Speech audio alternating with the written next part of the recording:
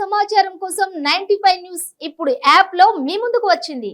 వెంటనే డౌన్లోడ్ చేసుకుని news update తెలుసుకోండి. ప్రతి క్షణం ప్రజాక్షేమం కోసం.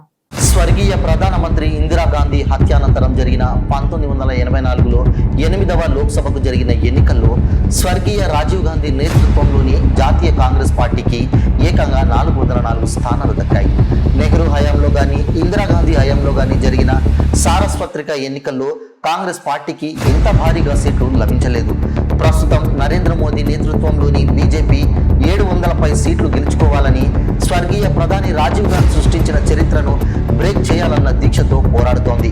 చూద్దాం బీజేపీ ఆశలు నెరవేరుతాయో లేదో. 1984 అక్టోబర్ 31న ఇందిరాగాంధీ హత్య యావత్ ప్రపంచాన్ని షాక్కు గురిచేసింది. అదే రోజు సాయంత్రం రాజీవ్ ప్రధానిగా బాధ్యతలు స్వీకరించిన 7వ లోక్సభ పదవీకాలం ముగుస్తుండటంతో ఎన్నికలకు వెళ్లాలని నిర్ణయించారు. 1984 డిసెంబర్ 24, 27, 28 తేదీల్లో 514 లోక్సభ స్థానాలకే ఎన్నికలు జరిగాయి.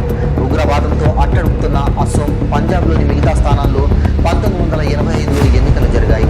సానుభూతికి తోడు ఇందిరా దూరదృష్టితో చేపట్టిన అభివృద్ధి పనులు కూడా కాంగ్రెస్కు కలిసొచ్చాయి. హరిత విప్లవంతో పంటల దిగుబడి భారీగా పెరిగింది. రక్షణ, ఆర్థిక రంగాల్లో కీలక నిర్ణయాలను జనం హర్షించారు.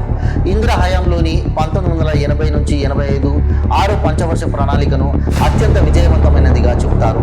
జీవన వ్యయం పెరిగిన ఆర్థిక వృద్ధి 5.4% చేరింది. వీటన్నింటి ఫలస్వరూపంగా కాంగ్రెస్కు ఏకంగా 49.1% ఓట్లు, 404 సీట్లు దక్కాయి. నెహ్రూ, ఇందిరా నాయకత్వంలోనూ ఇన్ని సీట్లు రాలేదు. యూపీలో కాంగ్రెస్ 85కు ఏకంగా 83 సీట్లను గెలుచుకుంది. బెంగాల్ మినహా పెద్ద రాష్ట్రాలన్నింటిలోనూ దుమ్మిరేపిన ఆంధ్రప్రదేశ్లో మాత్రం ఎన్టీఆర్ స్థాపించిన తెలుగుదేశం దాటికి 6తోనే సరిపెట్టుకుంది. టీడీపీ ఏకంగా 30 సీట్లు నెక్కింది. రాజీవ్ హయాంలో పలు వివాదాలు రేగాయి. బోఫోర్స్ శతఘ్నుల కొనుగోలులో అవినీతి మరొక వాటిలో ముఖ్యమైనది.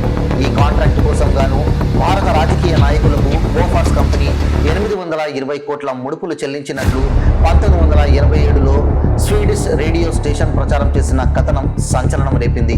బోఫోర్స్ తరఫున మధ్యవర్తిత్వం వహించిన ఒటావియో కత్రోచికి రాజీవ్ కుటుంబంతో సన్నిహిత సంబంధాలున్నట్లు ఆరోపణలు వచ్చాయి. అలాగే జాతుల పోరుతో అట్టుడుకుతున్న శ్రీలంకలో శాంతి పేరుతో జోక్యం